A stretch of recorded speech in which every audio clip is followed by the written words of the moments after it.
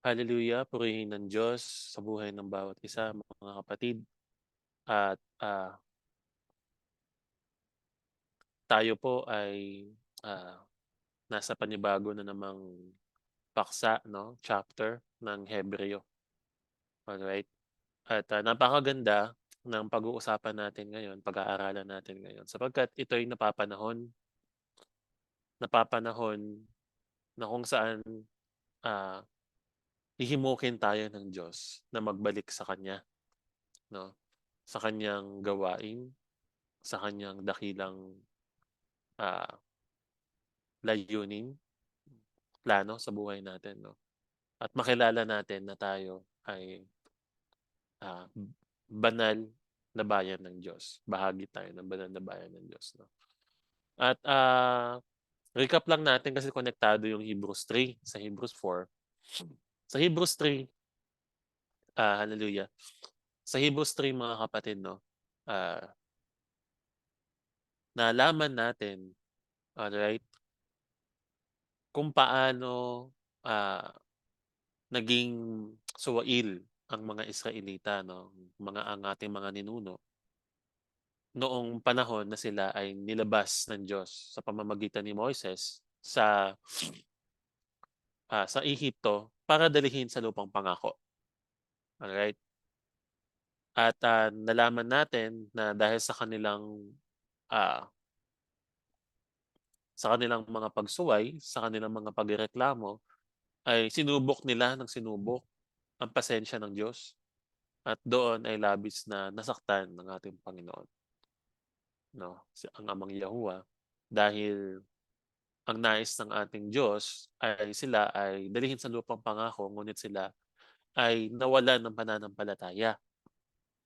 Kaya nga ang nangyari ay nagtagal sila ng 40 years doon sa wilderness, sa ilang, na kung saan marami sa kanila ang namatay. Isa na doon sa mga namatay ay si Moises, mga kapatid, no? Si Moshe, Masha sa Hebrew, no? At nakita natin na kahit ang kapatid nating si Moises, no, ay hindi rin nakapasok sa lupang pangako. Bakit? Dahil sa galit ng Diyos, sinumpa niya sa kanyang sarili, no? Pagka ang Diyos nagsumpa, hindi siya gagamit ng iba eh. Kanya sarili lang. Dahil siya na yung pinakamataas eh. Sumumpa siya, ang sinabi niya, dahil sa kanilang pagsuway, hindi sila makakapasok sa aking kapahingahan, lupang pangako. Which is nangyari.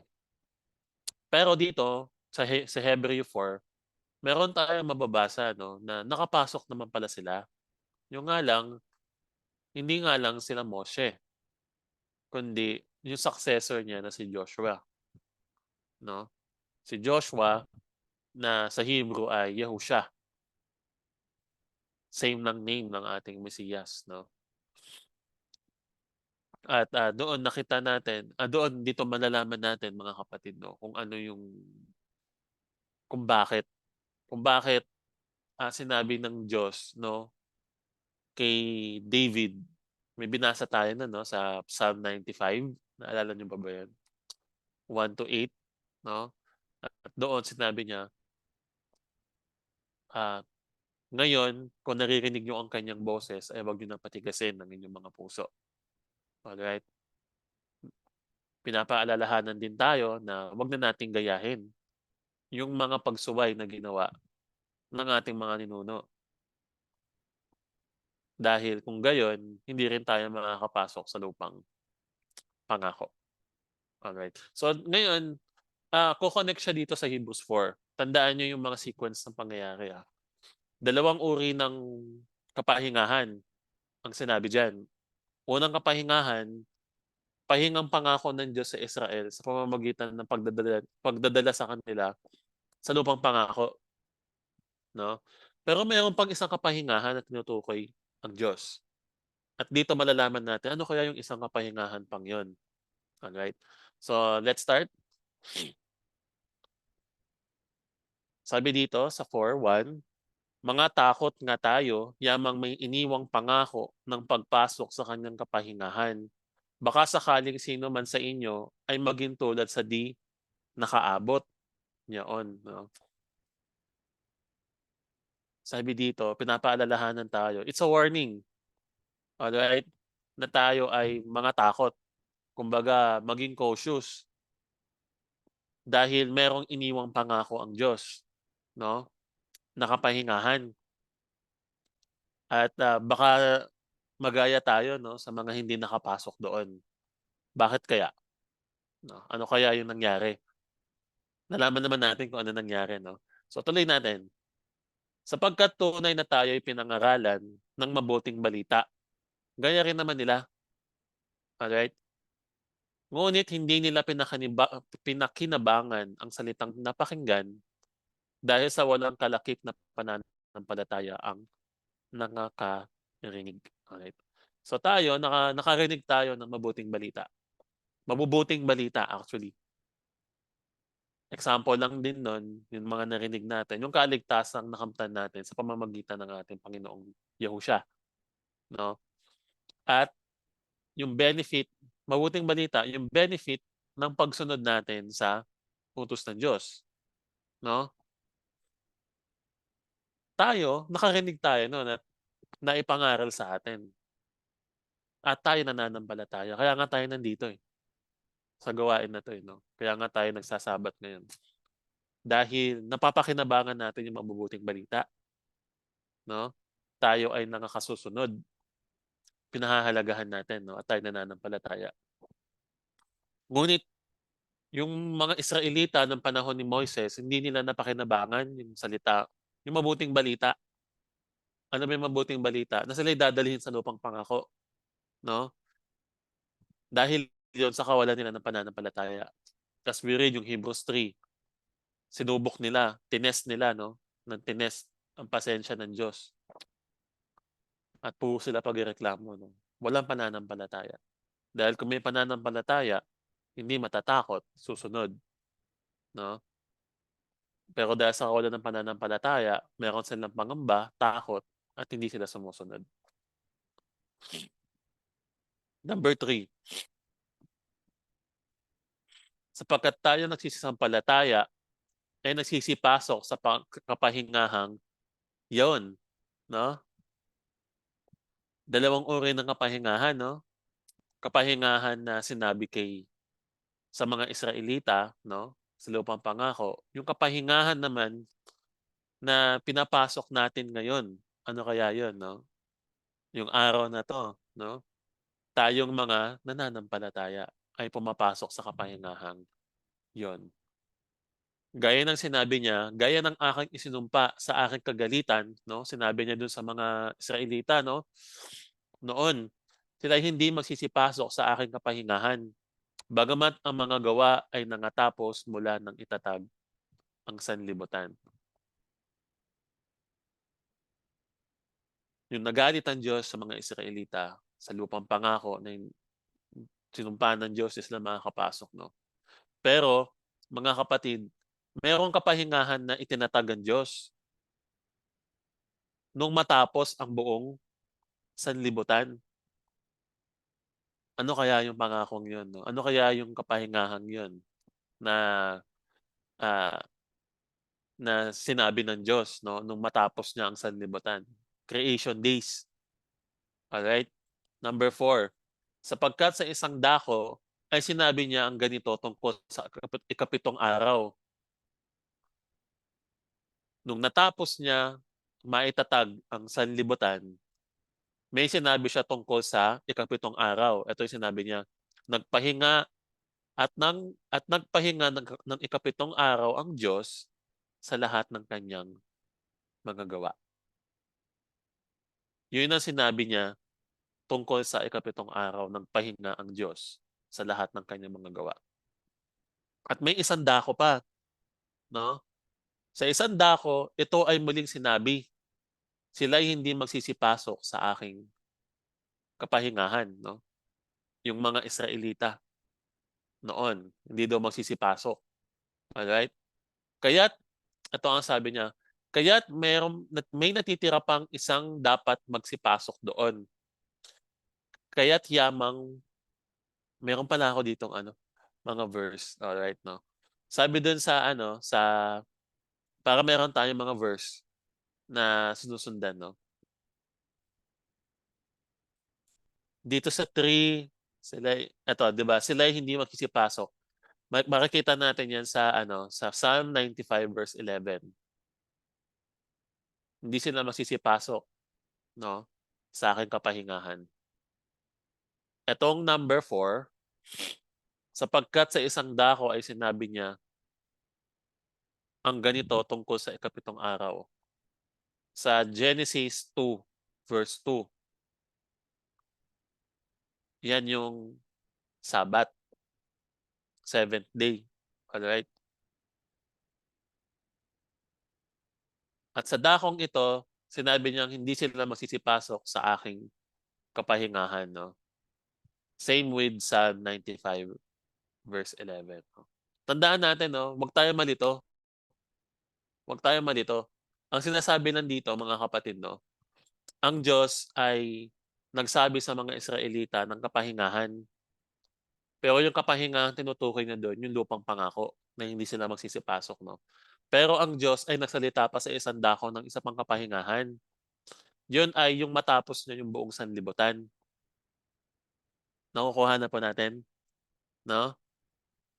At yung sinabi niya yun yung ikapitong araw 'no, ang tawag dun ay Sabbath. Sabi dito sa number 6, kaya't yamang may natitira pang ibang dapat magsipasok doon at ang mga pinangaralan ng una ng mabubuting balita ay hindi nakapasok dahil sa pagsuway. Yan, sabi dito mga kapatid, meron pang natitirang ibang dapat magsipasok doon sa kapahingahang yun 'no. Pero yung mga Israelita hindi na nga, kasi nga hindi na sila nakapasok, eh, dahil sa kanilang pagsuway 'no. So yung mga natitira pa na dapat magsipasok doon, eto yun sa number 7,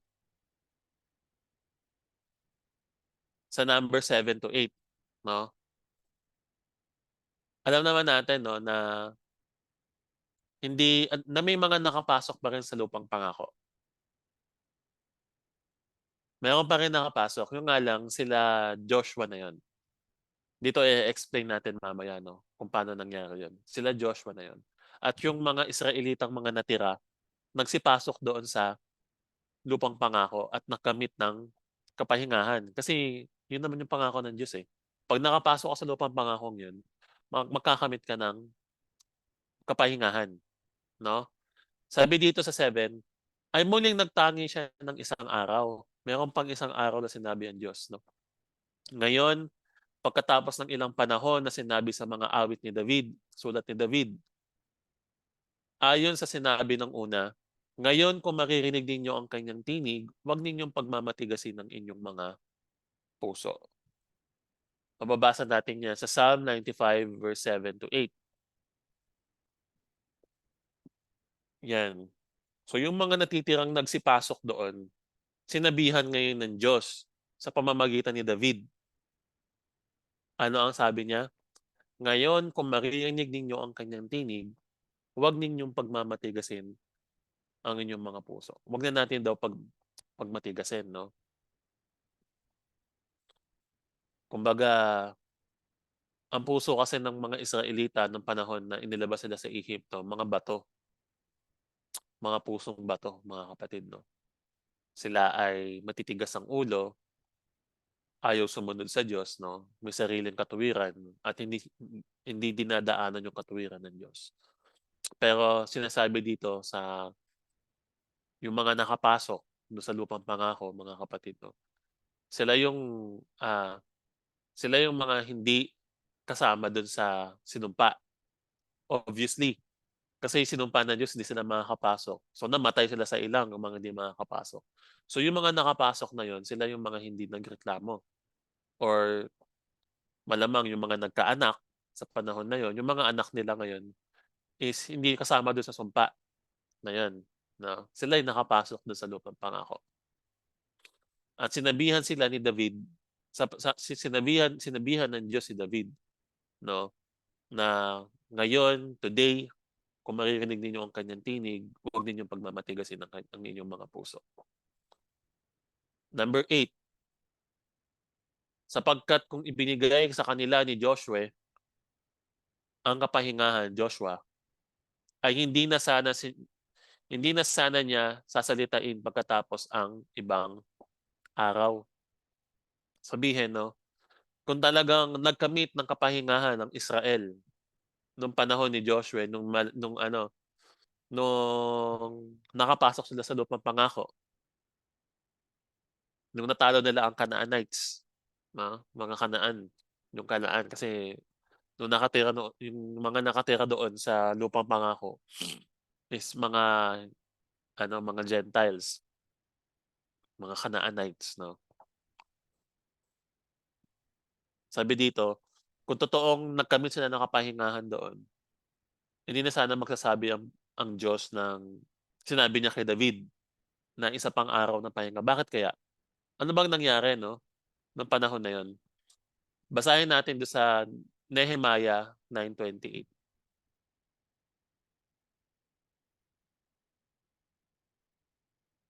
Sabi dito,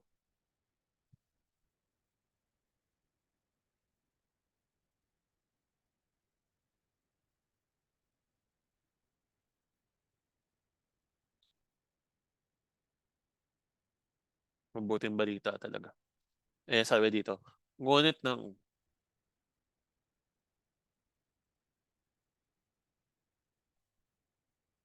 sa 1905, basahin natin 'no.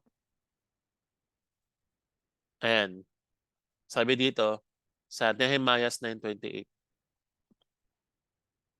ngunit pagkatapos ng kanilang kapahingahan 'no, nung makapasok sila sa lupang pangako, sila'y nagsigawa uli ng kasamaan sa harap mo. Kaya't pinabayaan mo sila sa kamay ng kanilang mga kaaway na ano pa't mga napapanginoon sa kanila. Gayunmay nang sila'y magsipanumbalik at magsidaing sa iyo, iyong dininig mula sa langit at madalas na iyong iniligtas sila ayon sa iyong mga kaawaan. Ayan 'no. So yung Israel 'no, after nilang magkamit ng kapahingahan 'no, after nilang, ah, manirahan dun sa lupang pangako nakapasok na sila, gumawa ulit sila ng mga kasamaan. Sila ay nagkasala muli. Yun yung dahilan mga kapatid 'no, kaya dinivorce ng ating Diyos ang Israel. Kaya nga ang daming sumakop sa kanila, Babylonian 'no, ang dami nilang digmaang nangyari 'no, pati Romano, mga Roman sa renewed covenant 'no, sinakop din ng Israel. Dahil yon sa kanilang mga kasamaan 'no. So yun pala yung dahilan. Kaya pala sinabi dito sa 8, kung babalikan natin yung 8 'no, sabi niya diyan, "Kaya't kung ibinigay sa kanila ni Joshua ang kapahingahan 'no," which is binigay naman niya kasi nakarating sila. Pero after nilang makarating dun, nagkasala ulit sila. Kaya ang nangyari 'no, sinakop ulit sila. Nawala ulit sila sa presensya ng Diyos, nawala sila sa kapahingahan. Alright? Hindi na sana niya sasalitain pagkatapos ng ibang araw. Number 9, ito yung dahilan 'no. Ito yung, ah, sina ito yung dahilan kaya kinausap ng Diyos si David. Kasi meron pa siyang isang araw na tinutukoy 'no, hindi yun yung araw ng pagpasok ng Israel sa lupang pangako. Ito yung araw na tinutukoy ng Diyos kay David. Sabi niya dito, may natitira pang ang isang pamamahingang Sabat ukol sa bayan ng Diyos 'no. So yung mga nangapasok dun sa kapahingahan na yon at hindi ulit nagkamit dahil sa kanilang pagsuway 'no, may sinasabi ang kasulatan sa pamamagitan ni David, no? Kasi nga nag-exile na sila eh. Nag-exile na sila sa ano eh, nag-scatter na sila eh, no? Ang sabi ng Diyos kay David, meron pa ngang natitirang isa pang pamamahingang sabat ukol sa bayan ng Diyos. 10. Sapagkat ang pumasok sa kanyang kapahingahan ay nagpahinga naman sa kanyang mga gawa, gaya ng Diyos sa kanyang mga gawa. Sabi dito sa 11, magsipagsikap nga tayo ng pagpasok sa kapahingahang yon, which is sabat, upang wag marapa ang sino man ayon sa gayong halimbawa ng pagsuway. So inuudyukan tayo ng kasulatan, no, na alam naman na natin yung nangyari sa Israel. Hindi sila nakapasok sa kapahingahan, no. At kung nakapasok man sila sumuway din sila in the long run. In the meantime nga eh, kasi hindi naman ganun katagal talaga nung sumuway sila, no. Kaya nawala ulit sila sa kapahingahan, no. Pero inuudyok tayo ng kasulatan na mayroon pang isang kapahingahan na tayong dapat pasukin. Yan ay ang kapahingahan ng Sabat. Ito ay ukol sa bayan ng Diyos. Alright? Tayo, gaya nga ng pinag-uusapan natin palagi, no, ay hindi na mga Gentile. Tayo ay bahagi na ng bayan ng Diyos. Mababasa natin yan sa Ephesians 2:19.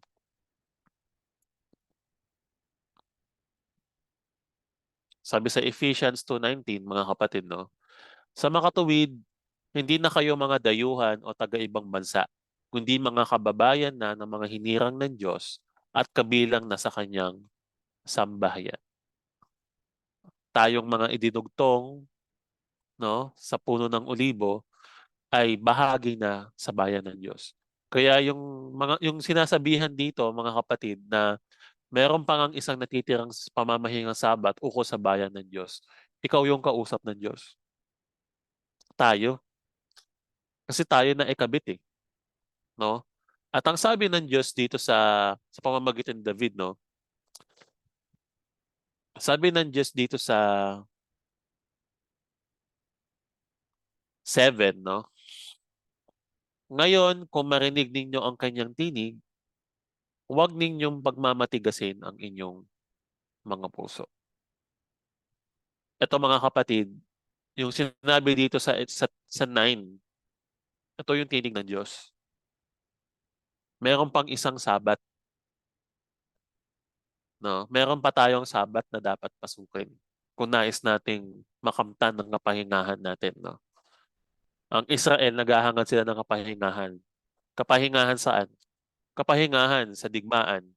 Kapahingahan sa pagkaalipin, sa kabigatan, sa sakit, no? Sa mga kalamidad, alright? Sa mga sumpa, no? Sa takot, no? Sa kasalanan, alright? Yan yung mga naranasan ng Israel eh sa kanilang ah, sa kanilang paglalakbay na walang Diyos.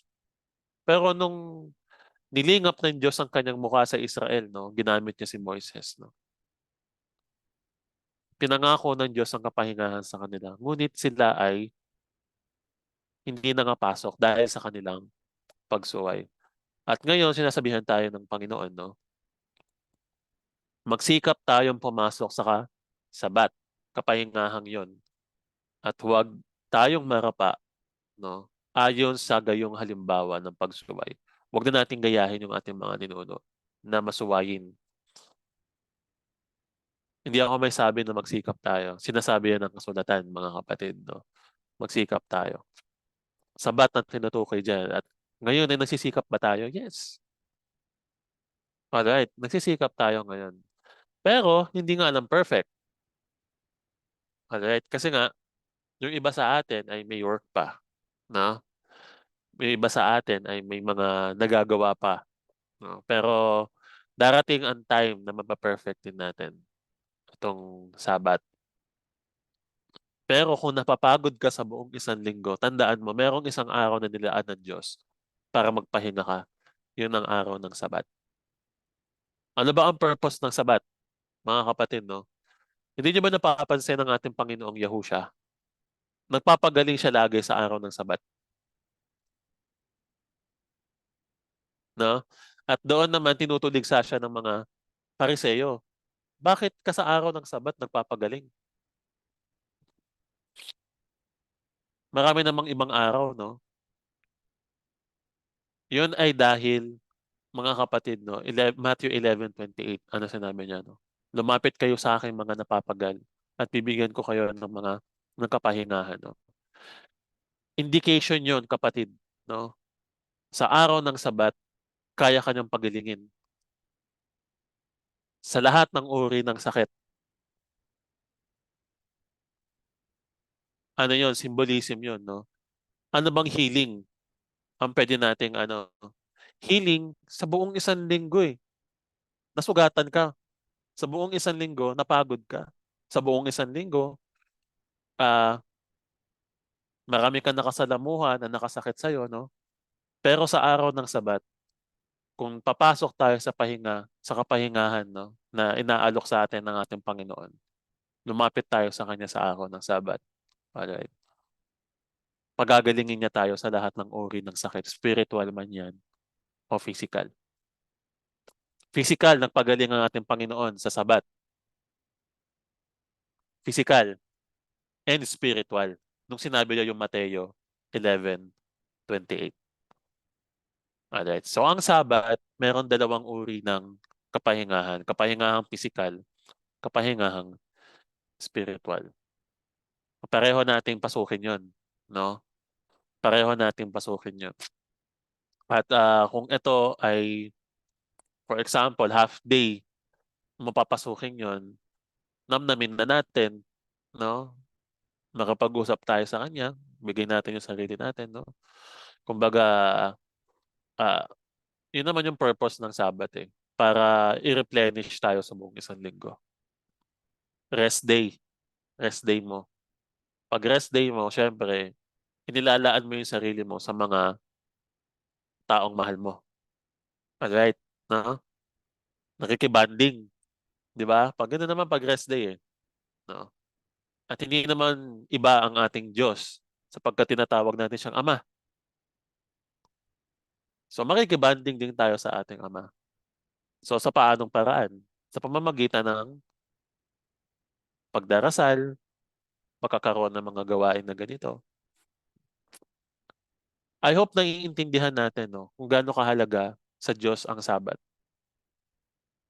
Kung gaano kahalaga sa Diyos ang Sabat, no? Na kailangan niya pang sabihin ng paulit-ulit, no? Kailangan niya pang ulitin kay David na at kailangan niya pang sabihin sa Hebrews na magsikap tayo na pumasok doon dahil mahalaga tayo sa Diyos. Ayaw niya na ah, ang Sabat naman ginawa para sa tao, eh. Hindi naman ang tao para sa Sabat, no? Mababasa natin yung sa Mark, alright?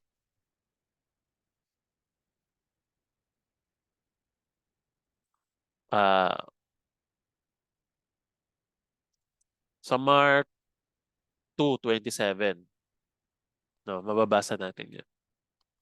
And gano'n tayo kamahal ng Diyos, no? Na naglaan siya ng isang araw para sa atin, para i-replenish tayo sa lahat ng mga kasamaan ng mundong ito. No, nakakapagod kasi ang mundo, kapatid. Nakakapagod makisama, no? Nakakapagod makisalamuha, nakakapagod. Hindi naman tayo nagpapanggap, nakikisama lang naman tayo. Pero nakakapagod yung kasamaan ng mundo, no? Nakakapagod yung kasamaan ng mundo. At nangako ang Diyos ng kapahingahan sa atin sa lahat ng bagay na yon. Pahalagahan natin, pasukin natin.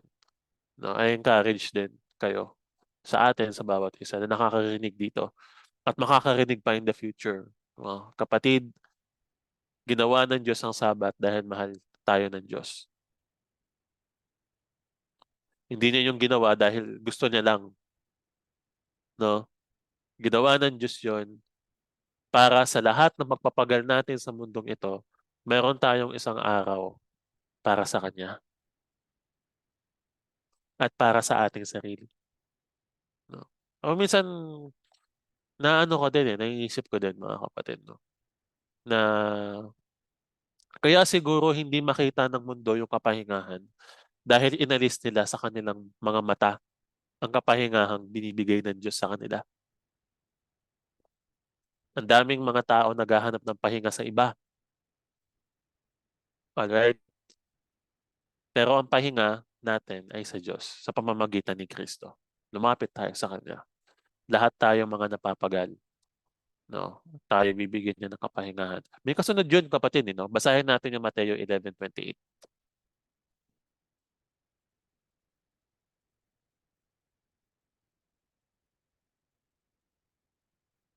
Yan. Sa 29. Basahin natin sa 20, to 29. Pasanin ninyo ang aking pamatok at matuto kayo sa akin. No? Hindi lang pala tayo basta ite-take lang yung Mateo 11:28. Kailangan nating ano ah mag-proceed into 29. 28, 29 pala dapat lagi. No? Dahil kailangan natin pasanin ang pamatok ng Panginoon ni Yahushua upang matuto kayo sa akin sapagkat ako'y maamo at mababang loob. Makakatagpo kayo sa akin ng kapahingahan. Hallelujah. No? Alright, Mateo 11. Yun na yata yung last, no? Mateo 11:28 to 29 to 30. Hanggang 30 pala kapatid, no? Sapagkat madaling dalihin ang aking pamatok at magaan ang pasaning ibibigay ko sa inyo, no?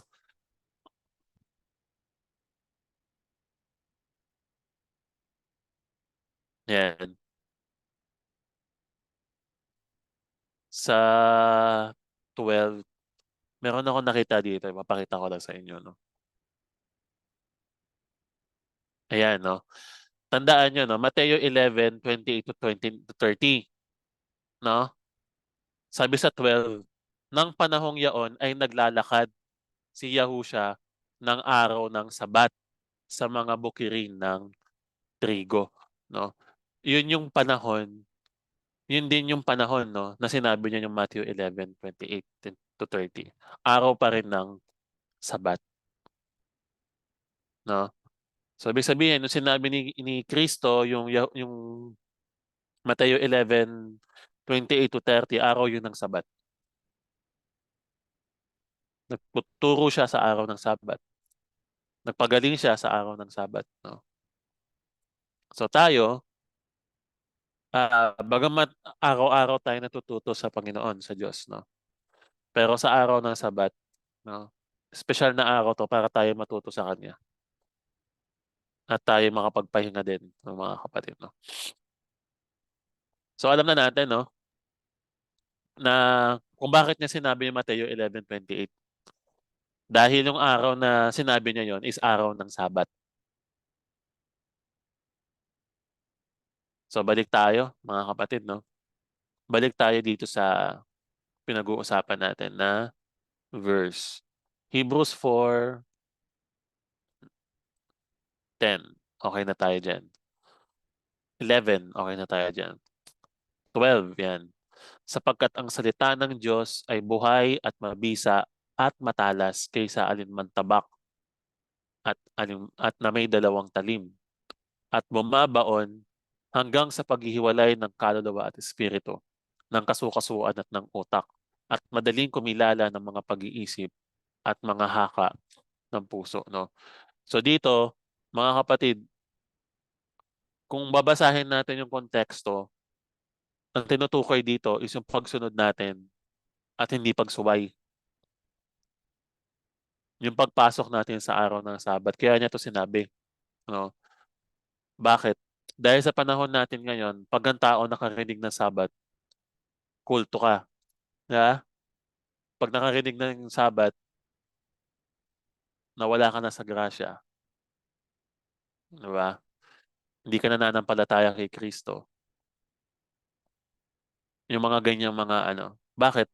Kasi nga nasasaktan sila, eh, 'no?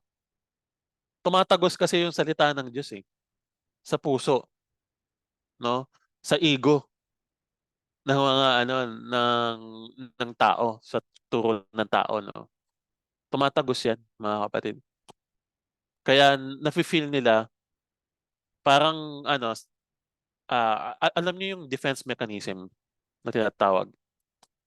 Defense mechanism in a way na para i-convince yung sarili nila na mali yung sinasabi mo. Na kahit na alam nila na may Sabat naman, iko-convince nila yung sarili nila sa mga na maliin ka nila, 'no? Para sila ang magmukhang tama. Alright, yun yung mga defense mechanism kasi. And tayong mga nagsasaliksik ng salita ng Diyos, 'no? Sinusunod lang naman natin kung ano yung nakasulat. Kasi yun ang sabi, magsikap nga tayo na pumasok, mga kapatid. Kung di sila nagsisikap, at least tayo nagsisikap. And yung persecution is matindi sa mga nagsisikap. Alright? Kaya minsan nga nagdadahilan na lang tayo, 'no? Kasi nga kapag sinabi natin yung totoo, ano na naman yun, another diskusyonan na naman, 'no? Lalo na sa family gatherings, 'no? May gawain kayo ng ganito, 'di ba? O everyday naman, eh, naggagawain naman tayo, 'di ba? Pag narinig nila yung word na Sabat, magpipintig yung ano, yung diskusyon, 'no? Ayaw ano naman tayo, eh, parang ayaw naman natin ng diskusyon talaga. Kasi ang diskusyon, ano yan, pataasan kasi yan ng pride, mga kapatid, 'no? Kumbaga argument, hindi naman yan para patunayan kung ano yung tama, eh, kundi para patunayan kung sino ang tama. Kasi kung patutunayan natin kung ano yung tama, babasehan natin yung salita ng Diyos. Pero kung argument na ano, patutunayan natin kung sino ang tama, walang mananalo kasi walang mapapatalo. 'Di ba po? 'No? Kaya po tayo, mga kapatid, 'no, sinabi ng Diyos na 'wag na natin pagmatigasin ang ating mga puso, 'no, sapagkat yung salita niya ang mismong, ah, tawag dun, babasag sa ating mga pusong bato. Mababasa natin yan sa Ezekiel 36 verse 24 to 26, 'no? Sabi dito, mga kapatid, sa 26 na tayo, 'no? Bibigyan ko rin naman kayo ng bagong puso at lalagyan ko sa loob ninyo ng bagong diwa. At aking alisin ang batong puso sa inyong katawan at aking bibigyan kayo ng pusong laman. So sa paanong paraan, ah, magiging pusong laman ang pusong bato, 'no? Sa pamamagitan ng salita ng Diyos. Dahil sa salita ng Diyos ay matalas na talim, magkabilang talim, 'no? Kapagka hinampas niya yung puso mo, madudurog ka talaga, 'di ba? So kayo, mga kapatid, 'no, nung nakarinig kayo ng salita ng Diyos, maganda nung pagtagpi sa inyo, sa puso niyo, pusong laman kaagad. Kasi nga nung narinig ninyo ang salita ng Diyos, hindi niyo na pinagmatigas ang inyong mga puso.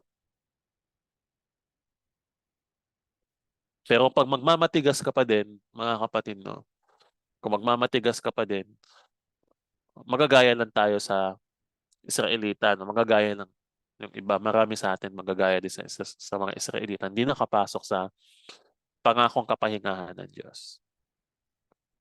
Alright, purihin ng Diyos, 'no?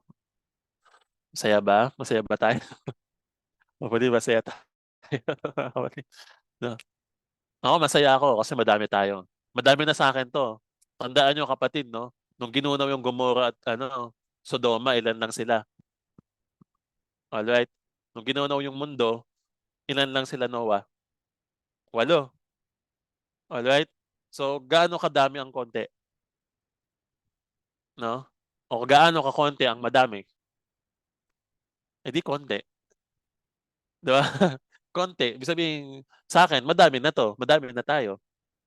Alright, kasi nga dalawa, tatlo, 'no? Dati kasi tatlo lang kami nila mama 'no, pero ngayon masaya ako kasi, ah, nababahagi naibabahagi yung salita ng Diyos sa bawat isa, 'no? Nang hindi ko kailangang hindi ko kailangang magkuwento kasi mababasa niyo na, eh, 'no? Mababasa niyo na yung salita ng Diyos at yun na mismo yung salita na dudurog sa atin. Tandaan niyo ang pagka ang bato dinurog mo, magwawatak-watak yun mga kapatid 'no? Yun naman ngayon yung ibibigay natin sa Diyos para buuin niya at gawin niyang pusong laman, alright?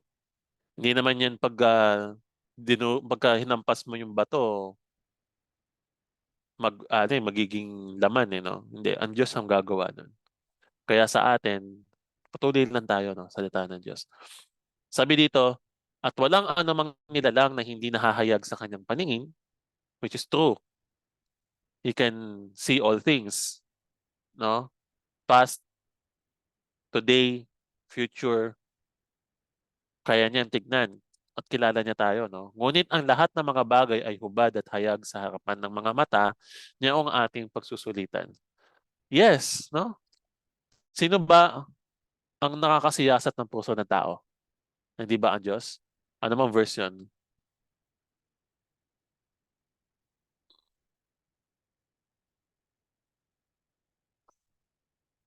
Ano yun lang natin, ah. Eh,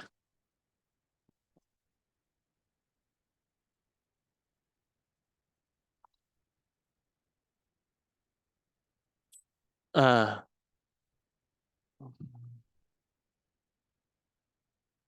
ayan.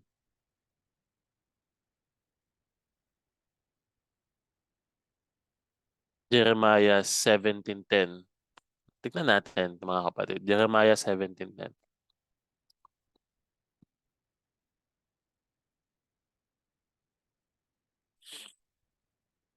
Ayan.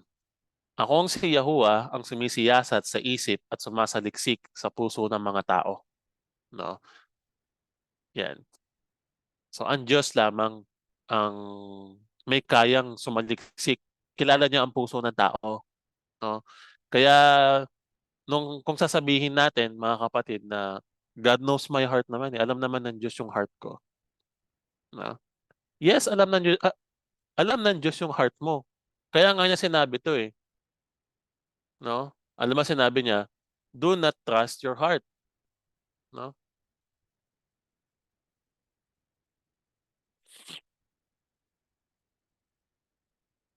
And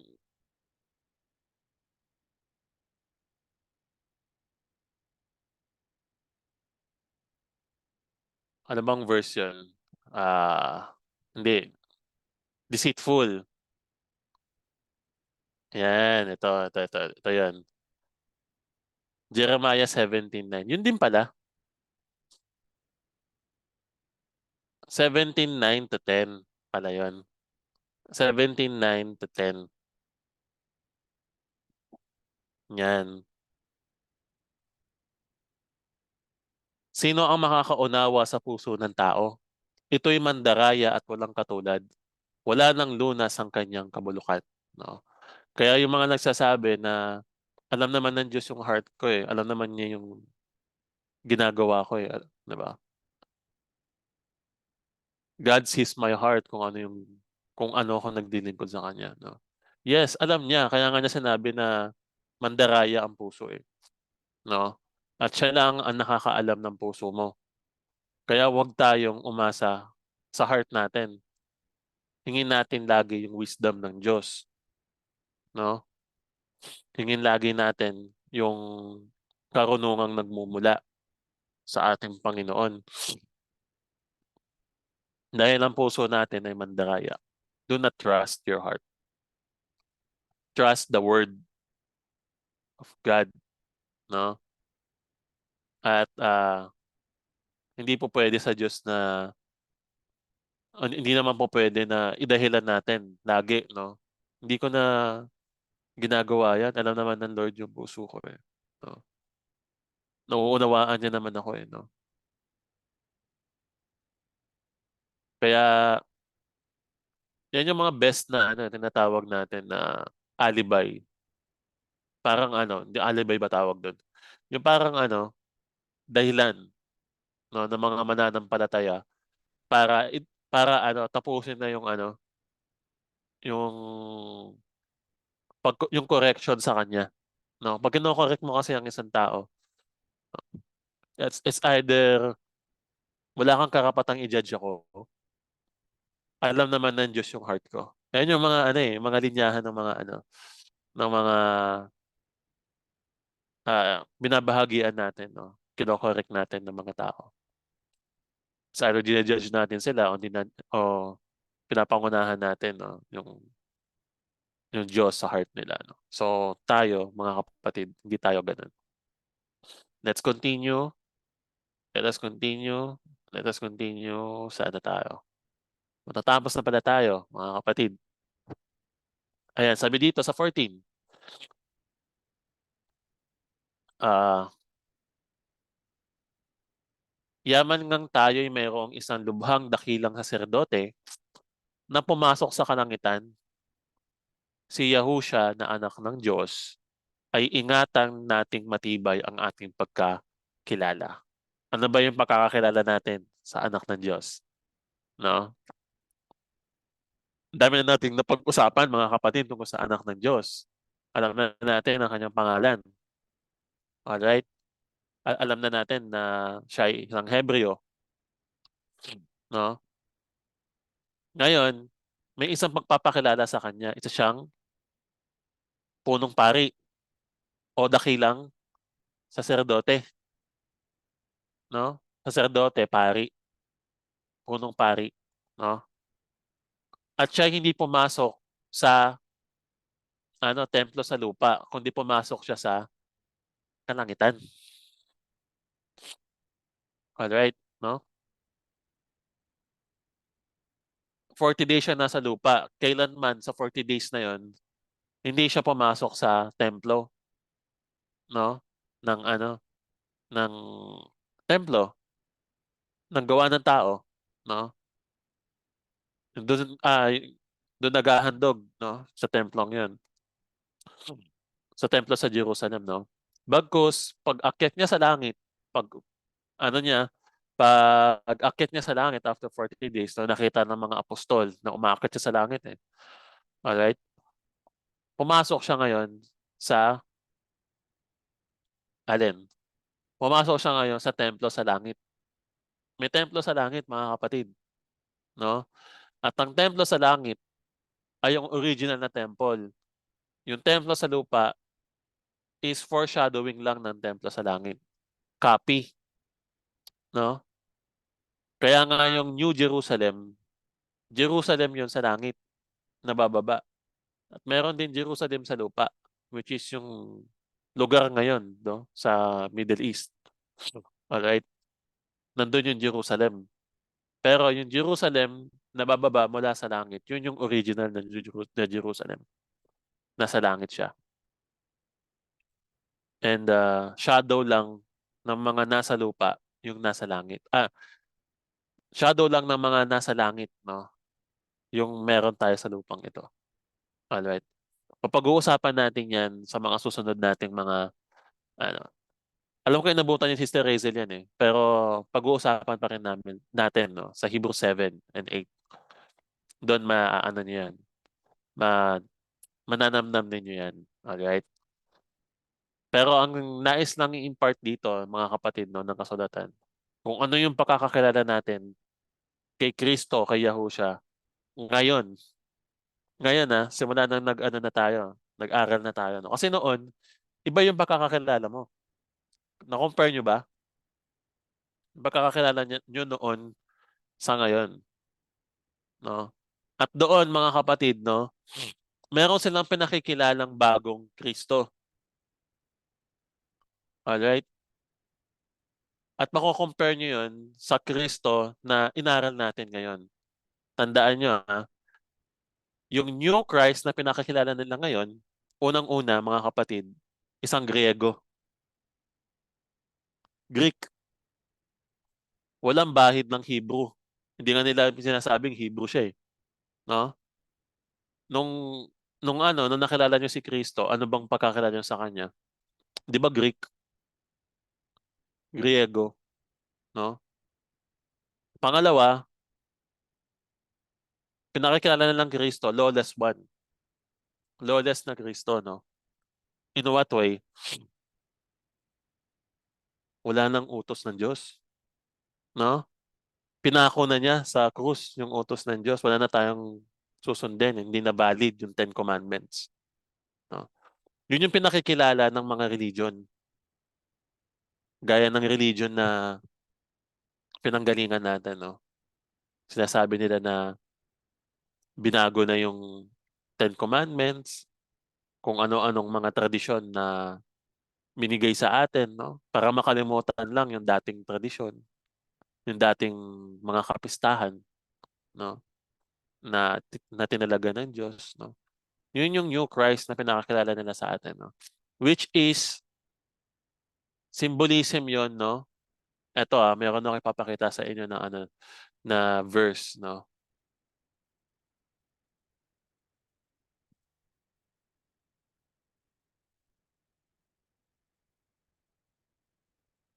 Sa John 5:43. John 5:43. Next na natin tong isa. Ayan, sabi niya dito, naparito ako sa pangalan ng aking ama at ayaw ninyo akong tanggapin. Kung iba ang pumarito sa kanyang sariling pangalan, ay siya ninyong tatanggapin, no? So may mga dumating na pinakakilala na siya yung Kristo, no, na tinatanggap naman napakaraming mga tao. Nahiwalay naman doon sa talagang Christ na Hebrew, no? Christ na yung Messiah, no, na anak ng Diyos, 'di ba? Napakadaming pinakikilala sa atin, no, na Kristo na hindi nga pinakikilalang punong saserdote. Kung di ba sabihin dito, malalaman niyo siyang punong saserdote. Hindi, di ba? Kasi nga, ibang, ibang Messiah yung pinakikilala ng religion. Yun yung tinatawag na lawless one, mga kapatid. Pag-aaralan natin yan, no? Sa, ano, sa Revelation, yung tatak, alright? Yung mga tatak na yan, no? Spiritual na tatak, no? Ang tatak ng Diyos at ang tatak ng beast. Alright? Magkaiba kasi yung pinakikilala na anak. Yung anak ng Diyos ay masunurin. Isang Hebrew, gumaganap ng 10 utos, no? Ah, nagse-celebrate ng mga kapistahan, nagsasabat. Pero ibang Christ yung dumating na pinakilala sa tao, no? Na kahit na anong gawin mo, mahal pa rin kita, no? Mahabagin, patatawarin ka anytime, basta mag-sorry ka lang without repentance. Magkaiba kasi yung nagsusorry sa repentance eh, no? Yung sorry mo, parang ano lang yun, para lang i-convince yung sarili mo naman na napatawad ka, no? Pero wala ka naman pagbabago. Alright? Na isang prayer lang, okay na, ligtas ka na kahit na anong gawin mo, no? Isang prayer lang, tapos kahit na anong gusto mong gawin, gagawin mo na. At wala nang 10 utos, no? I hope nakikita niyo yung difference. I hope nakikita niyo yung difference ah, ng Messiah na pinakikilala ko sa inyo sa Messiah na pinakikilala ng mundo. no? Iba yung Mesayang pinakikilala ng mundo. Lawless. Lawless yung Mesayang yun, no? Walang sinusunod na batas. Basta mahalin mo lang kapwa mo. Mahalin mo lang. Basta ang pag-ibig. Tandaan nyo ang pag-ibig ng mundong ito iba sa pag-ibig na sinasabi ng Diyos. Dahil ang pag-ibig na sinasabi ng Diyos ay may paggawa, may pagsunod. Pag-aaralan natin yan, no? Lahat ng mga bagay na yan. Hindi ko na nga, hindi ko na nga alam kung, kung paano natin maipapasok lahat ng yan, no? Pero sana bago man lang dumating ang ating Panginoon, matakil natin, no? So yun mga kapatid, no? Pambungad lang yan. Sa susunod nating mga pag-uusapan, ididetalye natin. Alright?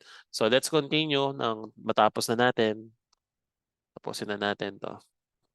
Alright. Alam ko medyo mahirap na si Sister Freely nakasimangot na yata. Hindi ko alam kung nakunguan ba kayo sa akin? Kasi may sipon kasi ako mga kapatid, no? Ito pala, Hebrews 4. Alright, tapusin na natin. Sapagkat tayo, ito, ayan. Ingatan natin na matibay ang pagkakilala natin sa Kanya upang hindi tayo maligaw. Alright?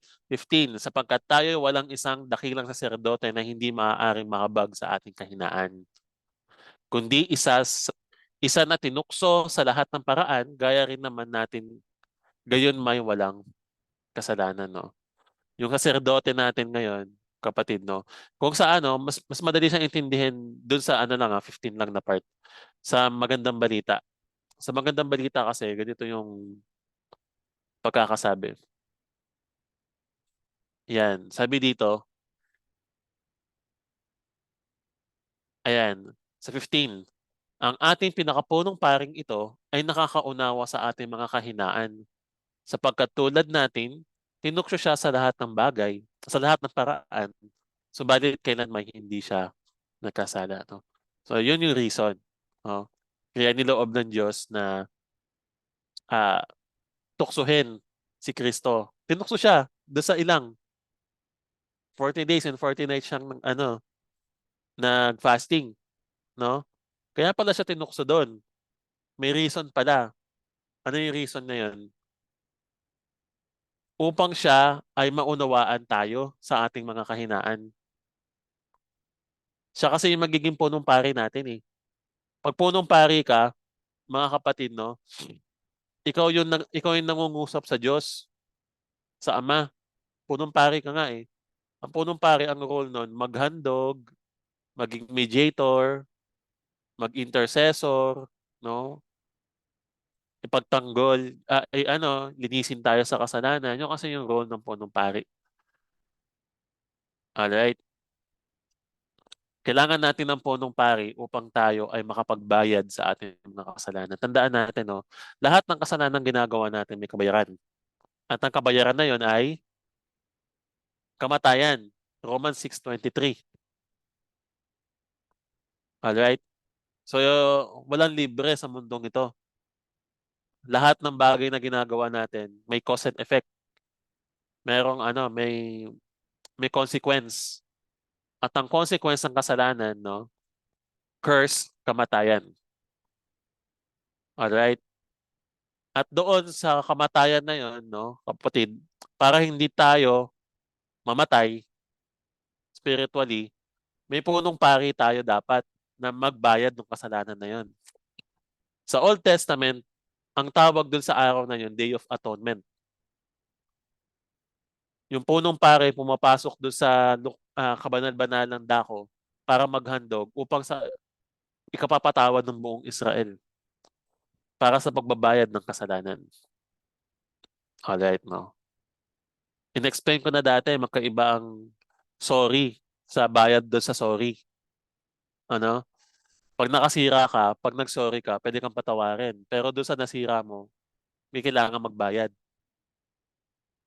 It's either saluhin nung tao o ikaw yung magbabayad, 'no? So, sa part natin, yung nagbabayad yung punong pari. Eh, wala ng punong pari 'no, nung na-invalidate na yung punong pari sa panahon ni Cristo. Pinunit niya kasi yung ano niya, yung suot niya, nasira din yung veil doon sa ano, doon sa templo 'no, nung lumindol, alright? So, wala na talagang tumatayong punong pari nun. May pumalit, yun yung si Cristo, si Yahushua. At yung pagkapunong pari niya hindi dito sa lupa, dun sa langit, 'no? Kaya siya tinawag na dakilang punong pari. Hindi siya sa lupa mga kapatid 'no, wala siya sa lupa ngayon. Kasi kung ngayon nasa lupa siya, nakakatakot na yun. Kasi ibig sabihin nun nakabalik na pala siya. Pero nasa langit siya ngayon, alright? Nasa langit siya ngayon mga kapatid at doon siya ay nagsisilbi sa Ama at, lumalapit tayo sa kanya, siya kasi yung daan natin sa Ama, eh. "Ako ang daan, katotohanan at ang buhay." 'No? John 14:16. 12:4 tama ba? 14:16 'no? At, ngayon tayo lumalapit sa kanya para naman mapatawad tayo sa kasalanan natin at mabayaran. Kasi nga siya na yung nagbayad, eh, in spite of us. Ang requirement kasi ng law, may kailangang magbayad sa kasalanan ng tao. Instead na tayo ang magbayad nun sa ikalawa nating kamatayan 'no, which is, hell, alright? Tandaan natin yung unang kamatayan na nakamit ng tao sa pamamagitan ng kasalanan din ni Eva at Adan. Pero yung spiritual na pagbabayad ng kasalanan na yun, babayaran natin sa Judgment Day, ikalawang kamatayan mga kapatid 'no. At doon sa ikalawang kamatayan na yun, hindi na tayo iko-condemn dahil meron ng kinondemn na namatay para sa atin 'no, si Kristo Yahushua, alright? Ngayon, siya ay tinukso sa ilang. Nakita na natin 'no, tinukso sa ilang. Hindi niyo ba natanong sa sarili niyo bakit siya tinukso sa ilang? Minsan ba natanong niyo sa sarili niyo yun? Kasi dati ang kilala natin sa kanya siya ay Diyos. So bakit siya tutuksohin kung Diyos na siya, 'no? Sa pagiging tao sabihin natin 'no, sa pagiging tao. So anong reason? Anong reason bakit alam ng demonyo na pupunta siya sa ilang, 'no? Bakit niloob ng Ama na sa langit na siya ay tuksohin dun sa ilang? Siya ay dahil ba ine-expect ng demonyo na, ah, kaya niyang tuksohin, 'no, ang Panginoon? O dahil niloob ng Diyos na tuksohin siya ng demonyo, ni Satanas? Niloob ng Diyos 'yun. Bakit? Tinukso siya sa lahat ng paraan ni Satanas, sabi dito, subalit kailanman hindi siya nagkasala. Kahit na tinukso siya doon, gawin mong bato 'to, gawin mong tinapay 'tong batong ito, tumalon ka diyan, lumuhod ka sa'kin 'no. Yung mga tuksong yun kasi ano yan, eh, nakatutukso naman talaga 'no, kung sa tao, kasi una pagkain, pangalawa kaligtasan, pangatlo kayamanan 'no. Lahat ng yan kahinaan ng tao, pero sa lahat ng bagay na yun at pagkatukso sa kanya, napagtagumpayan niya. Kaya siya ang hinirang na punong saserdote, kasi kung hindi siya nagtagumpay dun, hindi siya puwedeng maging punong saserdote. Dahil ang punong saserdote ay mahabagin 'no, kailangan niyang maranasan yun upang siya'y maging mahabagin na nakauunawa sa kahinaan natin. So hindi natin puwedeng sabihin na hindi ako naiintindihan ng ating Panginoon, naiintindihan ka niya. At yun yung reason, naintindihan ka niya dahil ipinaranas ng Diyos sa kanya lahat ng uri ng tukso. Kung tayo'y tinutukso, lumapit tayo sa kanya dahil nauunawaan niya tayo. Alam niya kung paano tayo palalakasin 'no, kasi nga napagtagumpayan niya na yun. Hallelujah 'no, ang ganda ng napag-uusapan natin 'no. So tandaan niyo, punong pari siya, Huwag niyong alisin sa isip niyo, mediator, punong pari, anak ng Diyos, apostol, tinawag siyang apostol sa 3, no? Apostol ng Diyos. Alright?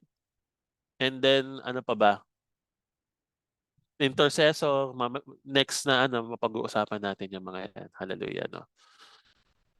Kaya't huwag tayong mag-atubiling lumapit sa trono ng mahabaging Diyos upang makamtan natin ang habag at pagpapala na natutulong sa atin sa panahon ng ating pangangailangan. Gaya nga ng sinabi ko kanina, mga kapatid, no? Kung tayo'y natutukso, lumapit tayo sa Kanya dahil siya'y tinukso din at napagtagumpayan niya. So mapagtatagumpayan natin yun sa pamamagitan niya. Kung tayo'y nanghihina, lumapit tayo sa Panginoon, kay Yahushua. Sapagkat siya ay nakaranas din ng panghihina, no? Sa katawan. Pero napagtagumpayan niya yun, no? Kaya alam niya kung saan tayo mahina. Doon niya tayo palalakasin. Alam niya kasi, no? Naunawaan niya dahil naranasan niya yung pagiging tao. Naranasan niyang magutom, no? Naranasan niyang mapuyat, mapagod. So lahat ng mga bagay na naranasan. Kaya wala tayong maidadahilan, no? Lumapit tayo sa kanya na walang pag-aatubili dahil mahabagin siya. First John 1:9. Ano ang sabi niya? First John 1:9. Subalit kung ipapahayag natin ang ating mga kasalanan, patatawarin tayo ng Diyos sa mga ito. At linisin tayo sa lahat ng ating kasalanan sapagkat siya ay tapat at matuwid. Ang habag ng Diyos, mga kapatid, no, effective yan hanggang bago mag-judgment day. Alright? At bago ka mamatay. Bago ka mamatay. Kasi kung aabutan mo yung judgment day, hanggang judgment day lang yon, bago mag-judgment day. No? Pero pag hindi mo na inabutan, kung kailan ka namatay, hanggang dun lang yung ano, yung chance mo na makamit ng grace na yun, yung grasyang yun, yung habag ng Diyos. No? Dahil wala nang second chance after death. Pag-uusapan natin yan after sa Hebrews 9 or Hebrews 10. No? Wala nang next life. No, bawi ka na ng next life. Walang ganun, mga kapatid. No? Hindi mo na hindi hindi ganun ang tinuturo ng Biblia. Kung may ganun sana, no? Pero wala. Kaya habang buhay tayo, i-grab natin lagi yung chance na lumapit sa habag ng Diyos. Meron naman tayong mahabagin punong pari, no? Na naiintindihan tayo sa lahat ng bagay. So, huwag tayong mag-atubili na lumapit sa Diyos sa pamamagitan ni Kristo. So, yun po mga kapatid, isang makabuluhang pag-uusap na naman sa atin, no? At nawa madami tayong mga natutunan at madami tayong uh, ma, tawag doon, ma-apply. No? Tandaan lang natin, no, kung paano natin nakilala ang Diyos at si Kristo. I-apply natin 'yun sa lahat ng mga pag-aaralan pa natin. Ano niyo, panghawakan ninyo yung kaalaman na 'yon. Alright. Kaya po, sige po, tayo po ay manalangin, no, sa gabing ito. Hallelujah, aming Diyos Ama makapangyarihan sa lahat. Labis kami nagpapasalamat, Ama, sa mga kapahayagan na aming natutunan ngayong gabing ito. Salamat, Ama, dahil itinuro mo sa amin na bagamat nag-fail ang aming mga ninuno, pero nagbigay ka ng isa pang pagkakataon na pumasok sa kapahingahan na tinutukoy mo ay araw ng Sabat. At kami ay magsisikap na pasukin iyon sa abot ng aming makakaya. Kung hindi man ngayon, darating ang panahon na makakapasok din kami doon na walang pag-aalinlangan. Hallelujah. Ang nais lang namin, tulungan mo po kami dahil hindi namin kaya na perfectly makasunod sa ngayon. Hallelujah. Help us, kaawaan mo po kami. At gayon na rin sa aming Panginoong Yahushua. Panginoon, bagamat ikaw ay nagtiis, bagamat ikaw ay ah, nahirapan, tinukso sa lahat ng bagay at napagtagumpayan mo yon. Inilalapit namin ang aming mga sarili sa iyo, na sa araw ng aming mga kahinaan at pagsubok at mga tukso, tulungan mo po kami na mapagtagumpayan din ang lahat ng bagay na iyon. At ang kapurihan mo ang mag-manifest sa amin ng malakaran namin ang mga nilakaran mo, magawa namin ang mga ginawa mo. Hallelujah. At kami ay makasunod sa Ama sa pamamagitan ng mga katuroang itinuro mo sa amin. Salamat po. At ngayon na rin aming Ama, Diyos Ama makapangyarihan, nilalapit ko po ang mga kapatid na ito na naglalakbay ngayon sa kanilang pananampalataya. Forward and in progress sa kanilang mga pananampalataya, Ama. At I pray na ibuhos mo ang iyong karunungan sa buhay ng mga anak mo. Kaawaan mo po kami at bigyan mo po kami ng iyong espiritu nang maunawaan namin ang iyong mga salita. Discernment, hallelujah. At ganyan na rin na tulungan mo kami na hindi na magmatigas ang aming mga puso. Hallelujah. Bagkus makinig kami sa iyong mga salita. At kami ay matuto sa iyo at lumakad sa iyong katuwiran. At ngayon, Ama, we will bless everyone through your words in Numbers 6:24-26. Hallelujah.